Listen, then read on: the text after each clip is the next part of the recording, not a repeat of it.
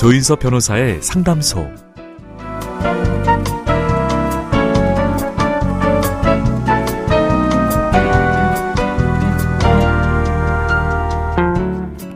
설마 나에게 이런 일이 생길까 했던 일들이 실제로 벌어지기도 하죠.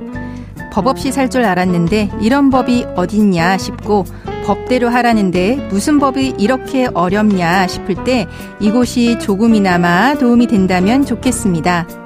속 시원하고 정확한 자문으로 법률 문제를 풀어드리는 조인섭 변호사의 상담소, 지금 바로 문을 열겠습니다.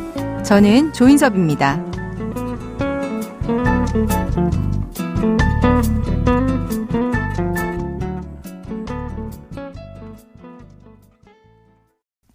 혼자서는 어려운 법적인 문제들 이 시간에 함께 풀어보시죠.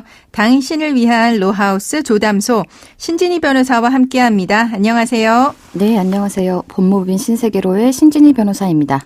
오늘은 어떤 고민이 기다리고 있는지 먼저 사연부터 알아보겠습니다.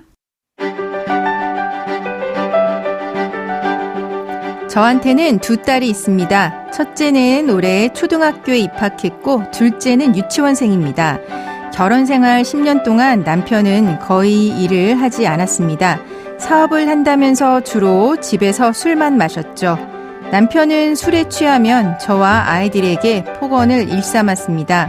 집안 살림을 부수기도 했고 폭력적인 모습도 보였죠. 심지어 딸의 행동이 본인의 마음에 안 들면 심하게 아이를 다그쳤는데요. 아이들이 울면서 엄마를 찾은 적도 여러 번이었습니다. 저는 이혼하고 싶은 마음이 굴뚝 같았습니다.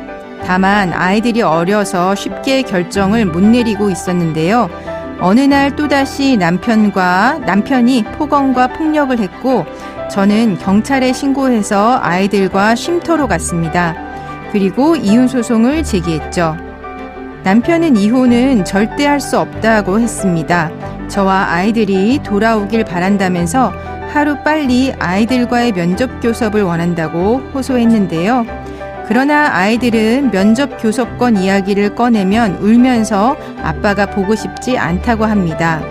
이런 상황인데 아이들이 원치 않는다고 해도 남편이 제 말을 믿을 것 같지 않아서 걱정됩니다. 소송 절차에서 아이들의 상태를 객관적으로 조사받을 기회가 있을까요?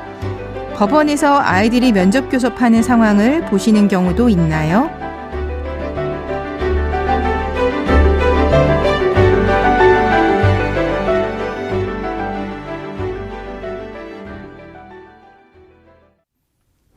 네, 사연을 보니까 아이들이 심리적으로 많이 불안한 상태인 것 같은데요. 이제 이혼 재판을 진행할 때 법원에서 아이들의 상태 파악해 줄 수 있는지요? 네, 사연자님의 사연을 보니 아이들이 모두 여아이고 오랜 기간 아빠의 폭언과 폭력적인 모습을 보아 심리적으로 많은 어려움을 겪고 있는 것 같습니다. 네, 그런 것 같습니다. 이렇게 상대방에 대한 거부가 극심하고 아이들의 심리 상태가 불안한 경우 당사자들의 가사조사 외에도 법원에 아이들의 아동상담을 신청할 수 있습니다. 네, 그럼 어떻게 진행이 되나요? 이 경우 아동상담이 여러 차례 진행되고 아이들의 심리를 확인할 수 있는 검사도 이루어지기 때문에 많은 도움이 되며 네. 특히 법원에서 진행한 것이기에 상대방도 신빙성을 문제 삼기 어렵습니다. 그렇겠네요. 네. 다만 검사 결과나 어떤 조사관의 의견 등은 법원에만 제출되기 때문에 이를 열람할 수 없어 구체적인 내용을 알기는 어렵습니다. 네. 그리고 사연의 경우 면접 교섭 같은 경우 이제 걱정이 된다는 이야기가 나왔는데요. 이혼 소송이 진행되는 중에도 면접 교섭은 이루어지죠, 보통? 네. 우선 소송이 진행되기 전에는 아이를 데리고 있는 일방이 상대방에게 면접 교섭을 해주었다가 상대방이 아이를 돌려주지 않을까 걱정하여 면접 교섭을 해주지 않는 경우도 많습니다. 네. 다만 이혼 소송이 진행되면 보통 면접 교섭을 진행하지 못하고 있는 경우 당사자가 재판부에 면접 교섭을 진행하도록 해달라고 호소하고 법원에서도 면접 교섭을 중요하게 생각하기 때문에 특별한 사정이 없다면 면접 교섭을 하도록 권유하는 경우가 많습니다. 네. 특별한 사정 없이 계속 면접 교섭을 거부하면 사건에 불리할 수 있다고도 말씀하시고요. 네. 그럼 면접 교섭은 이제 하면서 양육비도 받는 거겠죠? 네, 그렇습니다. 보통 면접 교섭에 대한 이야기가 나올 때 당연히 임시 양육자라던가 양육비에 대해서도 같이 언급이 되기 때문에 네. 한꺼번에 같이 판단을 내려주시는 경우가 많습니다. 네.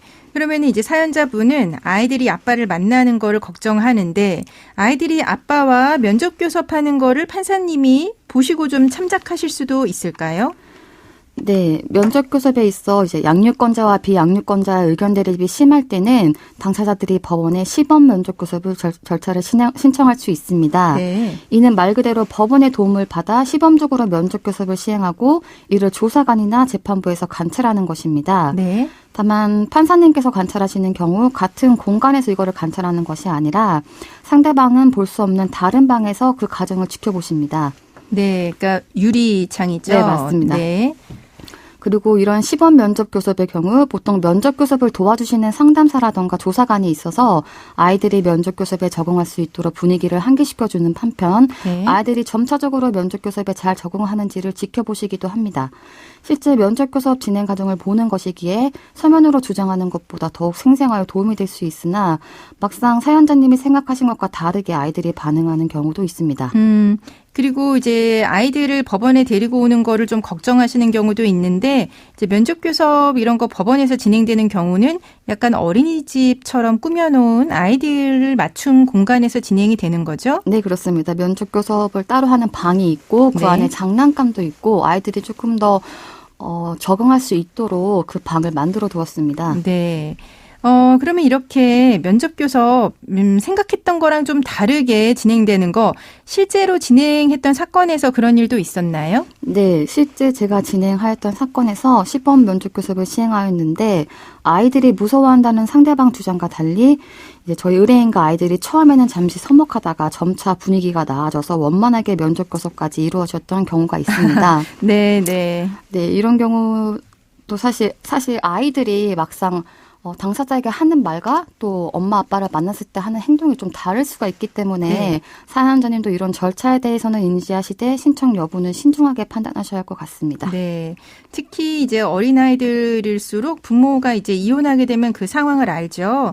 그래서 이제 본인이 같이 있는 부모에게 충성심을 보이는 경우가 많다고 합니다. 그래서 상대방 부모는 만나기 싫어하는 모습을 보이면 지금 같이 있는 부모가 좋아하니까 이제 그런 모습을 보이는데 실제로 뭐 학대를 당한 경우가 아니면 부모를 만나면 아이들은 좋아하게 마련이지요.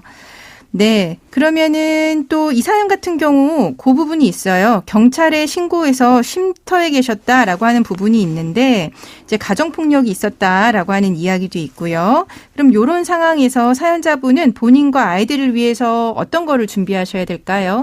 네. 보통 사연자님처럼 소송 전에 가정폭력이 있어서 경찰에 신고까지 되셨던 경우에는 이런 경찰의 도움으로 임시보호 명령까지 받으신 경우가 많습니다. 네. 다만 이러한 임시보호 명령은 기간이 제한되어 있고 연장하는 것에도 한계가 있으므로 소송을 진행할 때 접근금지 사전처분 신청을 하는 것이 도움이 될 것 같습니다. 아, 네. 이혼하면서 소송에서도 이제 신변 보호 조치를 이제 하시라는 이야기시네요. 네, 그럼 지금까지 상담 내용을 정리해 보자면 사연자분은 폭력적인 남편과 이혼을 결심하셨습니다. 지금은 어린 딸들을 데리고 별거 중이신데 딸들이 아빠와의 면접 교섭을 거부하고 있는 상황이에요. 심리적으로도 이제 불안한 상태라고 하셨는데요. 이런 경우 법원에 아이들의 아동 상담을 신청하실 수도 있고요. 법원에 시범 면접 교섭 절차를 신청하실 수도 있습니다. 법원의 도움을 받아서 시범적으로 면접 교섭을 시행하고 이를 조사관이나 재판부에서 관찰하는 건데요.